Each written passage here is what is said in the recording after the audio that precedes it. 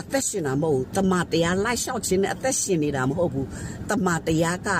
ယေရှုခရစ်တော်ရဲ့အကြောင်းအရာပဲဖြစ်တယ်အဲ့ဒါသူ့ရဲ့အမှုသူပြုတ်ခက်ပြီးတော့အမှုတွေကြီးပဲနောက်ဆုံးသူ့ရဲ့အမှုကိုပဲကိုကရယူရမှာဖြစ်တယ်နော်သခင်ယေရှုရဲ့အမှုကလေသူ့ရဲ့နောက်ဆုံးပြီးစီးသွားတဲ့သူ့ရဲ့အမှုကိုပဲကိုကရယူရတာဖြစ်တယ်သူကလေအဲ့ဒါကြောင့်သူ့ရဲ့ဝိညာဉ်အကြီးဆုံးအနေထားတကူအကြီးဆုံးအနေထားငါတို့ပေးတဲ့ဝိညာဉ်တော်ဆိုတာအဲ့ဒီလူသားဖြစ်တဲ့ယေရှုထက်ပို့ပြီးတော့အမှုကြီးတယ်ဖျားပြုမဲ့အမှုကကိုယ့်ရဲ့အမှုကလေလူမြင်အောင်လူစရာမလိုเนาะလူတွေသိအောင်လူစရာမလိုဖျားเจ้าမှာဆေပုတ်ပုတ်ထဲရင်လေတေအုပ်စရာကကိုယ့်ချစ်အောင်เนาะအဲ့လိုထက်တာเนาะ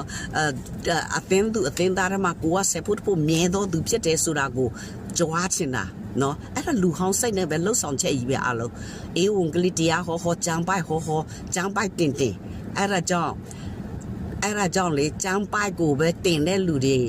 နော်ကျမ်းပိုက်ကိုပဲတင်တဲ့လူတွေကတော့အဲ့ဒါဘာသာရေးဖြစ်တယ်နော်သခင်ယေရှုကကျမ်းပိုက်မတင်ဘူးကျမ်းပိုက်နဲ့ကိုးကားပြီးတော့အသက်မရှင်ဘူးအဲ့ဒီကျမ်းပိုက်ကသူ့အကြောင်းအရာသူ့ရဲ့အောင်မြင်ခြင်းသူကြော်ဖြတ်ခက်ခြင်းနော်လောကရဲ့ဒုက္ခဆင်းရဲကိုကြော်ဖြတ်ခဲ့ခြင်းလူဟောင်းစိတ်တဘောကိုစွန့်ပယ်နိုင်ဖို့အတွက်သူ့ရဲ့စိတ်နှလုံးအသစ်ကိုရယူနိုင်ဖို့အတွက်အကြောင်းအရာတွေပဲဖြစ်တယ်နော်အဓိကကယုံကြည်သူဆိုတာယေရှုပြုတ်ခဲ့သောအမှုကိုပြုဖို့မဟုတ်ဘူးယေရှုကကိုယ်အထဲကနေဝင်ပြီးတော့သူကိုယ်တိုင်ပြုတ်ခြင်းကိုဝန်ခံတော်သူပဲအဲ့ဒါဖခင်ရဲ့လူဖြစ်တယ်ဖခင်လူချင်တာအဲ့ဒါပဲအဲ့ဒါကြောင့်ယေရှုကဲ့သို့လှုပ်ဆောင်ဖို့ဖခင်မပြောဘူးနော်အဲ့ဒီယေရှုကိုပဲသူ့ရဲ့ပြန်ရှင်သောဝိညာဉ်သူ့ရဲ့အနစ်နာခံခြင်းနှိတ်ချခြင်းစိတ်တဘောအနစ်နာခံခြင်းစိတ်တဘောအနာခံခြင်းနော်အားလုံးအဲ့ဒီအောင်မြင်ခြင်းကိုယူဆောင်ပြီးတော့မှသူ့ရဲ့အသက်နဲ့ရှင်ပါတဲ့အဲ့ဒါကြောင့်သူ့အသက်နဲ့ရှင်တဲ့အခါကျရင်ကိုယ်အားဖြင့်မကြံစီပဲမရည်ရွယ်ပဲကိုယ်အားဖြင့်လူတကာတွေကပြောင်းလဲသွားမှာဖြစ်တယ်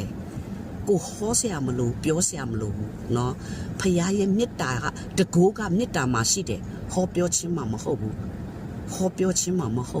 မေတ္တာ၌တကိုးရှိတယ်ကိုအထက်ကအမှန်မေတ္တာရှိတယ်ဆိုရင်ဖခင်ရဲ့အသက်အလင်းကကိုစီကနေစီးထွက်ပြီးမှလူတကာမြင်တွေ့ရတာဖြစ်တယ်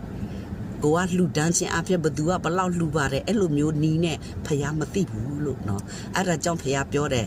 ခန္ဓာကိုယ်မိရှုရမပူစော်နဲ့ဖခင်ကိုလေအနစ်နာခံပြီးတော့မလုပ်ပါနဲ့ဖခင်ပဲလုပ်ပါစေလို့โอเคဝိညာဉ်သဘောနားလည်ဖို့လိုပါတယ်လို့เนาะGod bless you all ရှိရပြောသည်အာမင်